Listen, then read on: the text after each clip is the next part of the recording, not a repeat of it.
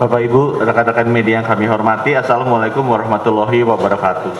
Saya akan sampaikan 3 hal arahan dari Bapak Presiden di Ratas. Yang pertama mengenai kesiapan menghadapi lonjakan kasus aktif pasca liburan. Yang kedua mengenai program vaksinasi. Dan yang ketiga mengenai pekerjaan yang harus kita lakukan di sisi hulu untuk mencegah kenaikan dari kasus aktif secara terus-menerus. Yang pertama mengenai kesiapan pasca liburan. Bapak Ibu sekalian, jumlah tempat tidur yang dibutuhkan untuk merawat di rumah sakit, hitung-hitungannya sederhana. Adalah 30% dari kasus aktif. 30% dari kasus aktif membutuhkan perawatan di rumah sakit. Sebagai informasi Bapak Ibu, di bulan November kasus aktifnya sekitar 50 ribuan. Sekarang kasus aktifnya 120 ribuan. Jadi dengan hitung-hitungan mudah tadi, di bulan November kita hanya butuh 15 ribu atau 30% dari 50 ribu tempat tidur. Sekarang butuhnya 36 ribu, 30% dari 120 ribu. Jadi dalam waktu 1 bulan kita harus menambah jumlah tempat tidur untuk pasien COVID dari 15 ribu ke 36 ribu. Ini masalah yang akan kita hadapi minggu ini, minggu depan, sampai dengan akhir Januari atau awal Februari. Apa yang sudah kami lakukan? Kami sudah menghimbau kepada seluruh rumah sakit, baik dirutnya maupun pemiliknya. Kenapa? Karena banyak rumah sakit yang kami lihat bornya masih rendah tapi sudah penuh dan pasien COVID tidak masuk. Kenapa? Karena contohnya rumah sakit punya 100 kamar, 100 tempat tidur, yang dialokasikan buat pasien COVID hanya 10. Jadi otomatis dia masih kosong bornya, tetapi kalau COVID masuk tidak bisa karena tempatnya cuma 10. Saya minta ini cara yang paling cepat untuk menambah jumlah kamar, mengantisipasi puluhan ribu pasien baru yang akan masuk. Saya minta tolong semua dirut rumah sakit, semua pemilik rumah sakit, tolong konversikan bednya yang tadinya bukan untuk COVID menjadi COVID, yang tadinya cuma 10% jadi 30% atau 40%, secara temporer saja, sambil kita bisa menghadapi lonjakan yang membutuhkan puluhan ribu bed baru. Ya, itu yang pertama terkait dengan menghadapi Nataru ini. Yang kedua, pasti akan kekurangan dokter dan perawat. Saya sudah merelaksasi beberapa aturan yang mengizinkan agar perawat-perawat yang belum memiliki surat tanda registrasi atau STR resmi boleh langsung masuk bekerja. Itu ada sekitar 10 ribu.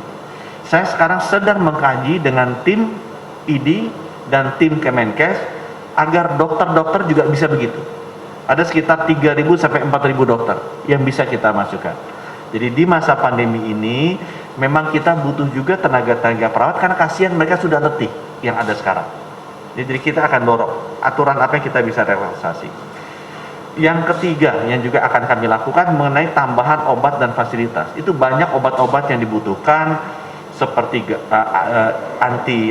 imunoglobulin, anti interleukin 6, kemudian plasma konvalesen. Ada juga fasilitas seperti high flow nasal canul yang dibutuhkan ya, untuk bukan ventilator ya, ini yang sebelum ventilator itu nanti akan kita siapkan. Tapi saya juga minta menghimbau rumah sakit di bawah saya punya anggaran sendiri, kemudian Pemda juga tolong dibantu obat-obatan fasilitas ini disiapkan. Kalau kurang nanti kami akan bantu negosiasi langsung dengan beberapa obat-obatan yang kami dengar susah, seperti anti interleukin 6 maupun yang juga imunoglobulin. Itu 2 lagi susah kategori itu. Saya akan panggil sore ini dan saya akan minta supaya mereka bisa menyediakan.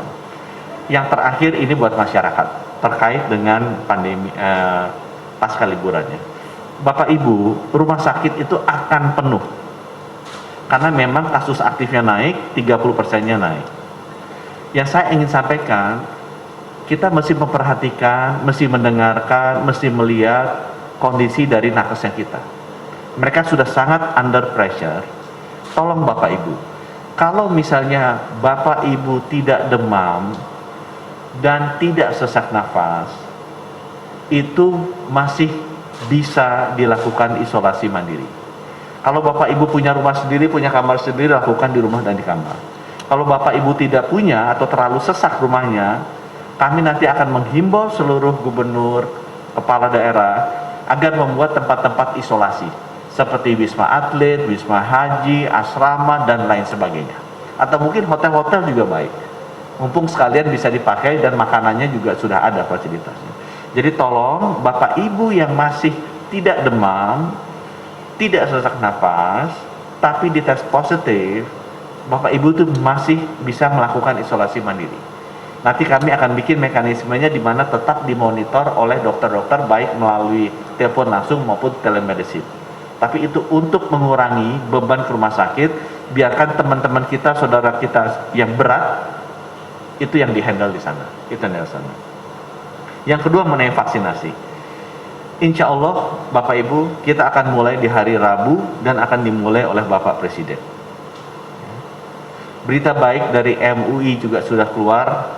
Insya Allah berita baik dari BPOM juga bisa segera menyusul, karena kita tidak mungkin, sekali lagi, pemerintah tidak akan mendahului persetujuan dari BPOM, karena BPOM adalah badan independen yang secara saintifik berhak untuk menentukan apakah vaksin ini layak atau tidak. Jadi sama sekali kita tidak akan melakukan vaksinasi sebelum memang approval dari BPOM itu keluar. Ya. Ada banyak pertanyaan mengenai KIPI, kejadian ikutan pasca imunisasi. Saya dengan Pak Menko sudah menampung masukan itu, dan kita berusaha dengan bantuan Pak Menko akan sesegera mungkin memberikan penjelasan begitu nanti keputusannya sudah resmi akan dibuat. Tapi kita sudah mendengarkan masukan-masukan mengenai hal-hal yang terkait dengan KIPI atau kejadian ikutan pasca imunisasi.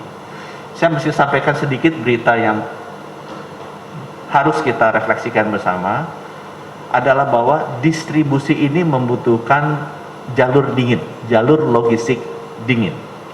Dan itu memang ternyata lebih kompleks daripada yang kita duga sebelumnya.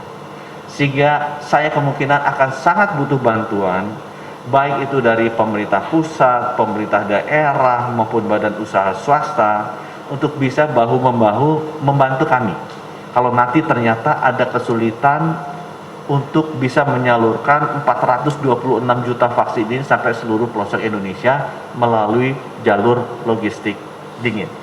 Kalau saatnya tiba, nanti mohon teman-teman, mari kita bantu bersama-sama. Ya. Ada sedikit berita baik, 15 juta bahan baku vaksin akan datang insya Allah besok dari Sinovac. Ini akan bisa diproses oleh Bio Farma dalam jangka waktu 1 bulan. Sehingga nanti di awal Februari kita sudah punya 12 juta vaksin jadi dari 15 juta bahan baku ini. Ada berita baik juga disampaikan oleh Ibu Menlu, kerjasama multilateral kita dengan Gavi juga kelihatannya akan menghasilkan keputusan yang baik. Diharapkan bahwa minimal 54 juta dosis, maksimal bisa menjadi 108 juta dosis vaksin gratis kita bisa dapatkan dari Gavi. Dan berita baiknya mungkin itu bisa datang lebih cepat, either di akhir Februari atau di awal Maret. Dan vaksin yang datang dari Gavi pilihannya adalah Pfizer, AstraZeneca yang sudah dapat izin EUA-nya, yang belum dapat izin EUA-nya, dan Moderna. 3 itu, Pfizer, AstraZeneca, Moderna yang sudah dapat izin persetujuan dari negara asalnya, dan ada satu lagi Novavax. Kami sekarang lagi berdiskusi dengan Pak Menko, jenis apa yang kita mau ambil. Karena vaksin-vaksin ini, Bapak Ibu, ini bisa diberikan di atas usia 60 tahun. Di atas usia 60 tahun. Mungkin yang terakhir yang kami ingin sampaikan, Bapak Ibu, apa yang kita lakukan itu sifatnya semua dihilir. Semua itu menghandle akibatnya. Semua itu reaktif. Kita harus pelan-pelan bergeser ke cara penanganannya proaktif di hulu dan penyebabnya. Kita sekarang sibuk ngepel lantai karena setiap kali hujan bocor kita mesti ngapel lantai. Tapi kita kadang-kadang lupa bahwa yang harusnya kita lakukan adalah menambal atapnya. Untuk itu Bapak Ibu, yang namanya menambal atap, yang namanya sisi hulu agar rumah sakitnya tidak penuh, tidak banyak saudara kita meninggal, tidak banyak tenaga kesehatan kita yang juga terpapar, tolong kita harus, saya ulang lagi, kita harus membantu mereka dengan mentaati protokol kesehatan. Kita harus selalu memakai masker, kita harus selalu menjaga jarak, dan kita harus selalu mencuci tangan. Bapak Ibu, kalau kita lihat banyak video yang berkeliaran menunjukkan bahwa orang sudah lupa 3 hal ini penting. Siapa yang akan terkena? Yang akan terkena adalah teman-teman kita, saudara-saudara kita, terutama tenaga kerja kesehatan yang sampai saat ini sudah lebih dari 500 meninggal dunia. Tolong Bapak Ibu, sekali lagi saya minta tolong, patuhi protokol kesehatan, pakai masker, jaga jarak, cuci tangan, dan jangan berkerumun. Jangan berkerumun. Mari kita hormati rekan-rekan tenaga kerja kesehatan yang sudah mendahului kita, agar pengorbanan mereka itu tidak sia-sia. Mereka memerangi pandemi ini dan semoga kita bersama bisa mengatasi pandemi ini. Terima kasih. Wabillahi taufiq wal hidayah. Wassalamualaikum warahmatullahi wabarakatuh.